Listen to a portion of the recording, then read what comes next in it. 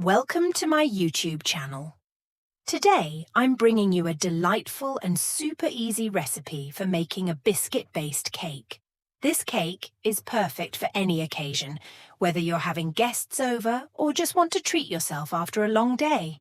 Before we get started, I'd love for you to subscribe to the channel and hit the notification bell so you don't miss any of my new recipes. Let's begin with the base. First, we need some crushed biscuits, and we'll add melted butter to them. Mix everything well until it's fully combined. Once we've got a nice, even mixture, we'll press it into a cake pan, making sure to pack it down tightly with your hands or a flat tool so the base is firm and holds together when we add the filling. Next, we'll move on to preparing the cream topping. In a saucepan over low heat, pour in some milk and let it warm up gently. Meanwhile, in a separate bowl, whisk together 1 egg with a cup of sugar and add some grated lemon zest for a fresh, zesty flavour that balances the sweetness of the cake. Then we'll mix in 2 tablespoons of cornstarch and some yogurt, stirring everything together until smooth. Now, we're going to gradually add the warm milk to our mixture, pouring it in little by little while continuously stirring to avoid any lumps.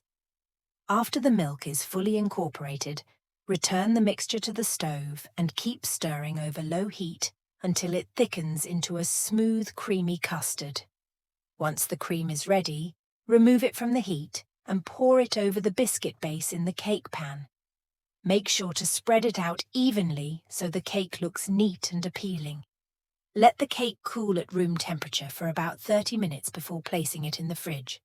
After it's cooled a bit, put the cake in the refrigerator for 2 to 3 hours to let it set properly. While the cake is chilling, you can prepare some toppings to decorate the cake with, like grated chocolate, fresh fruit, or toasted nuts, which will add some extra flavour and texture. Once the cake has set, take it out of the fridge, slice it up, and serve it with coffee or tea. It's an easy yet impressive dessert that's sure to delight anyone who tries it.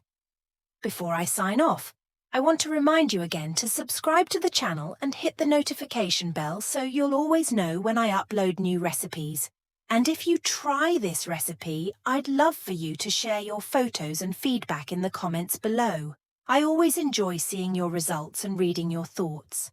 Thank you so much for watching, and I can't wait to see you in the next video with another delicious recipe. Take care.